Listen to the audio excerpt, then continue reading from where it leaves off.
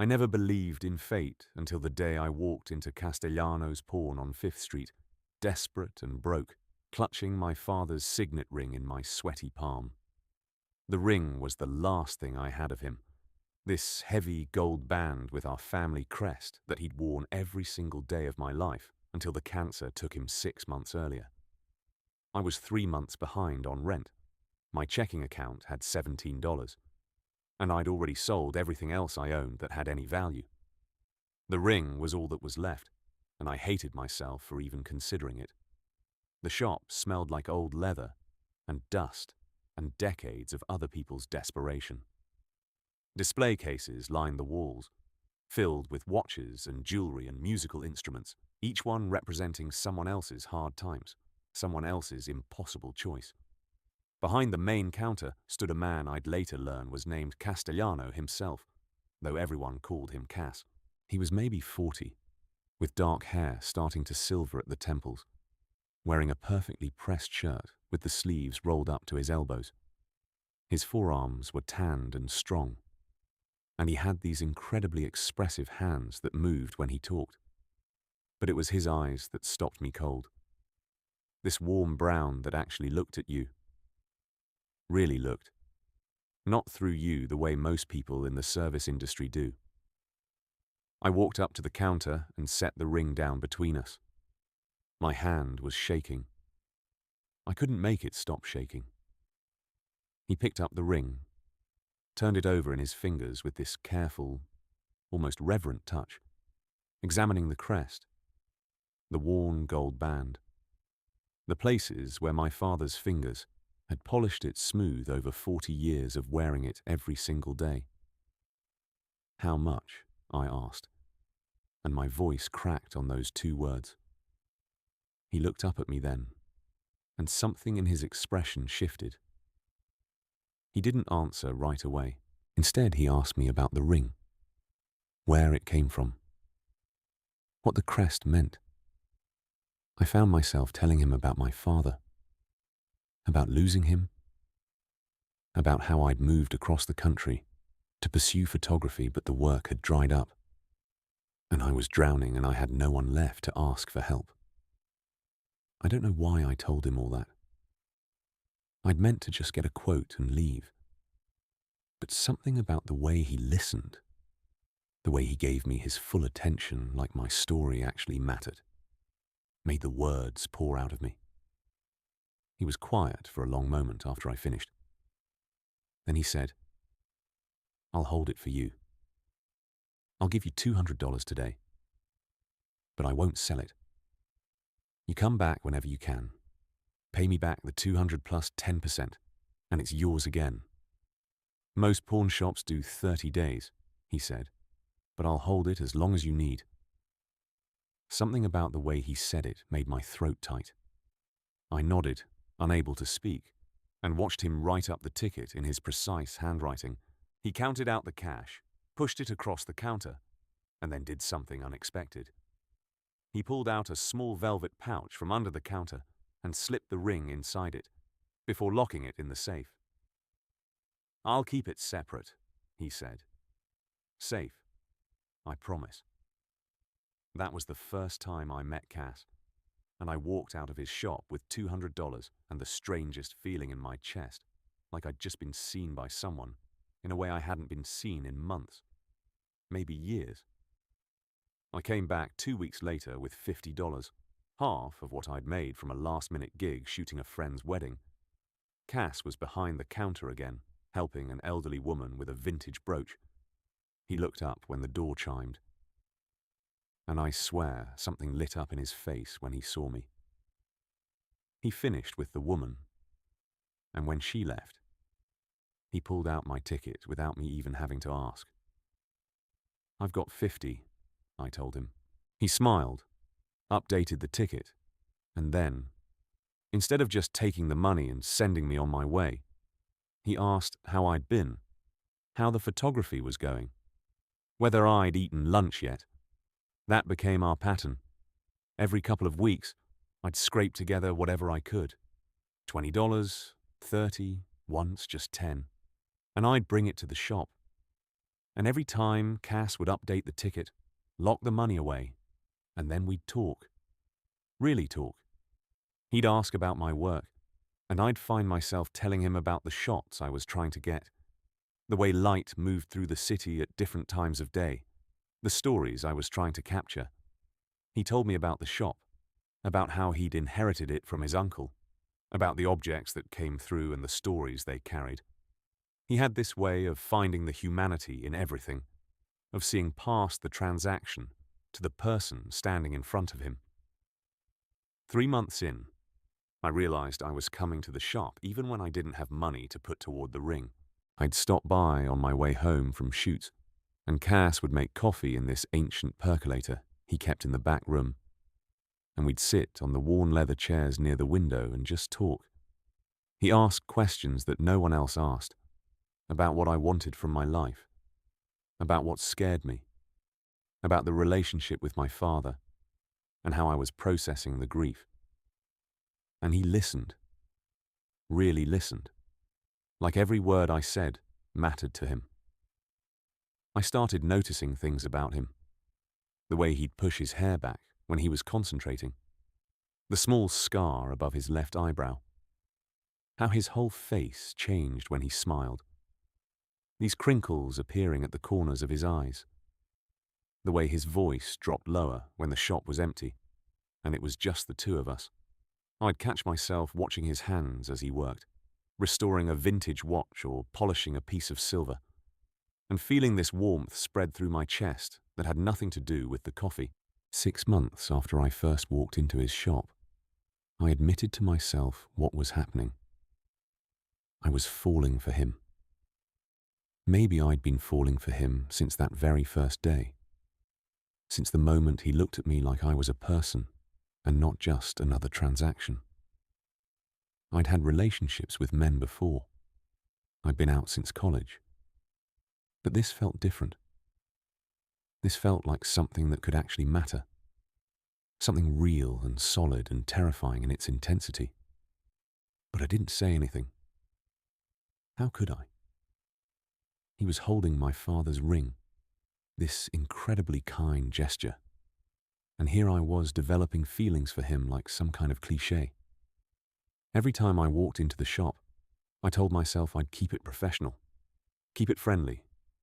And every time I'd end up staying for hours, drawn into conversation with him, watching the afternoon light move across his face, wanting to reach across the space between us and knowing I couldn't.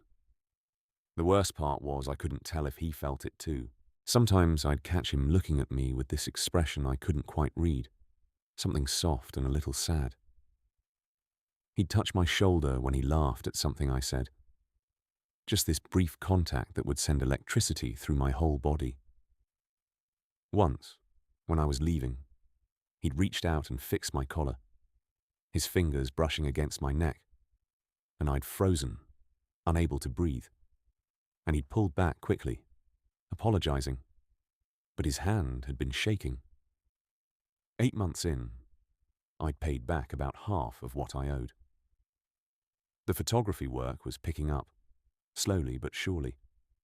I'd gotten a regular gig shooting for a local magazine. Nothing glamorous, but steady money, enough to start digging myself out of the hole I'd been in. I should have been happy, should have been relieved. But instead I felt this growing dread. Because once I paid off the ring, once I got it back, I wouldn't have a reason to keep coming to the shop. And the thought of not seeing Cass anymore, of losing whatever this thing was between us, felt worse than losing the ring ever had. I started bringing the money more slowly. I know how that sounds.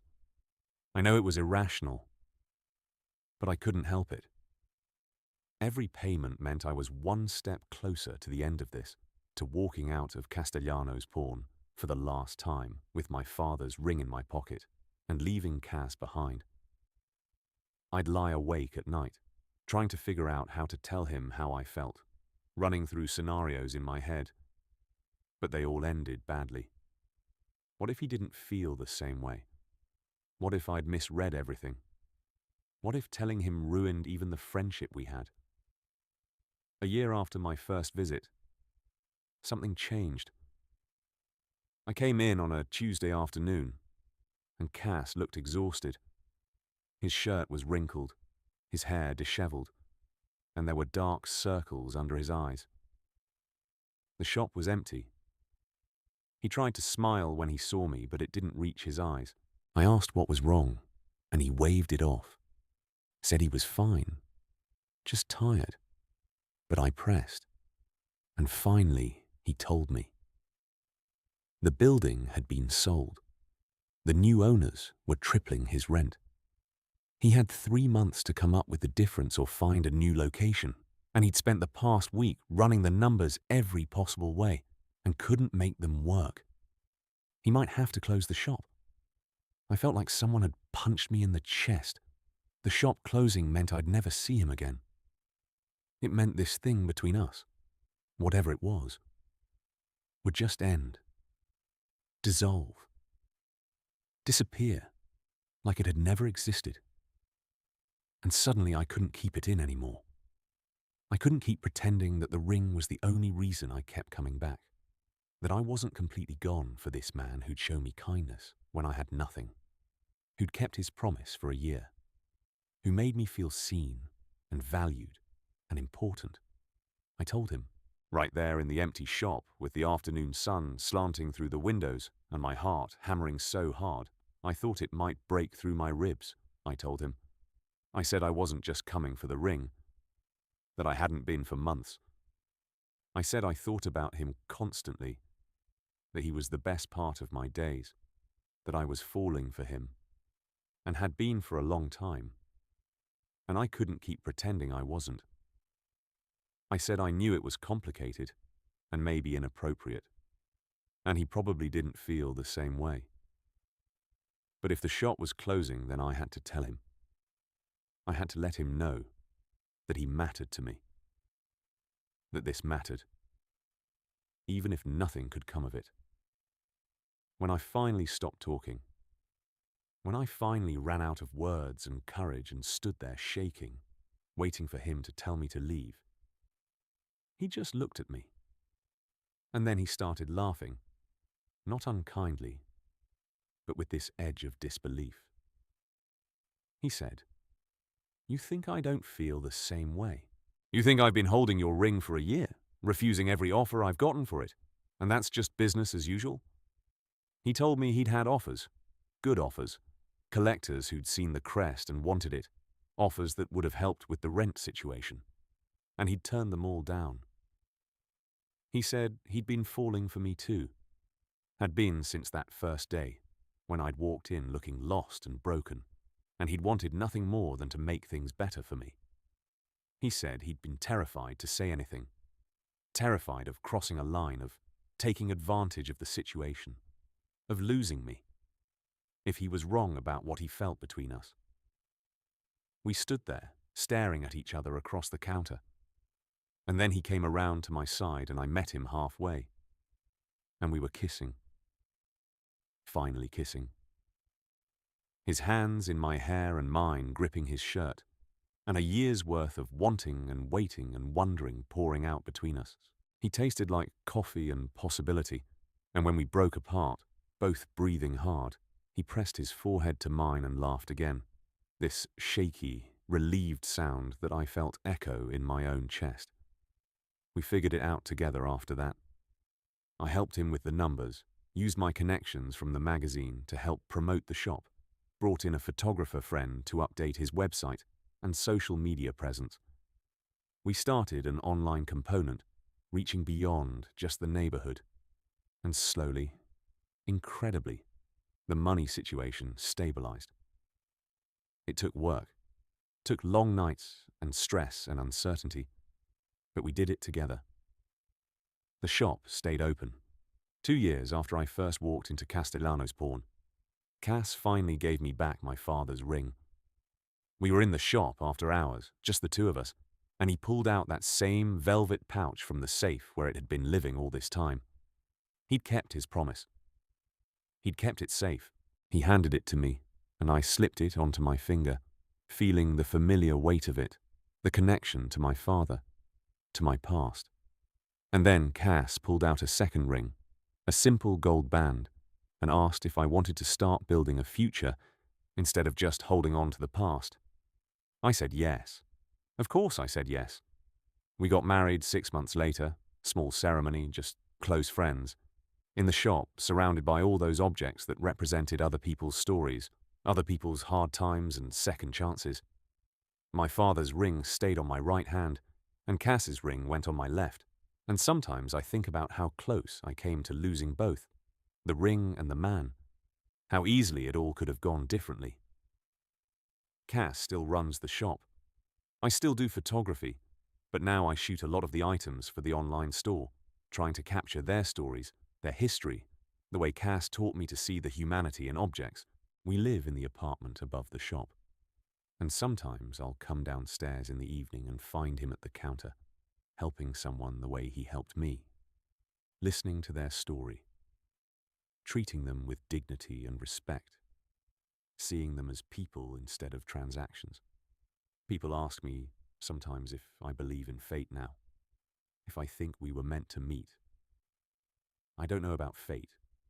What I know is that I walked into that shop on the worst day of my life, and I found someone who saw me when I felt invisible, who kept his promise when he could have broken it, who held on to something precious for me until I was ready to hold on to it myself. What I know is that love showed up when I wasn't looking for it. In a pawn shop on 5th Street, in the careful hands of a man who understood that sometimes the most valuable things can't be measured in dollars and cents. The ring sits on my finger now, next to Cass's ring. And every time I look at it, I think about my father, about the legacy he left me, and about the new legacy Cass and I are building together. I think about how sometimes losing everything is the only way to find what really matters. I think about how the best things in life come when you're brave enough to be vulnerable, to admit what you need, to let someone see you at your lowest, and trust them to meet you there with kindness instead of judgment. I never got my $200 back. Cass refuses to take it. He says it's the best investment he ever made, that $200 bought him the love of his life, and that's a bargain at any price. I tell him he's ridiculous, that he's terrible at business, that he should have sold the ring when he had the chance. And he kisses me and says, some things aren't for sale, some promises aren't meant to be broken, and some people are worth waiting for, no matter how long it takes. He was worth waiting for. We were worth waiting for.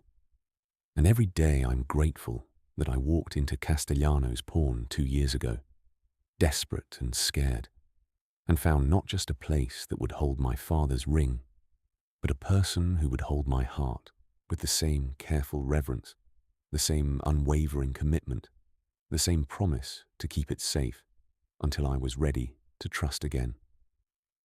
That's my story. That's how a pawnbroker held my father's ring for 2 years, refused every offer, and in the process gave me something far more valuable than I could have ever imagined. He gave me himself. He gave me us. And that's worth more than all the gold in the world. Total char count, 16,847.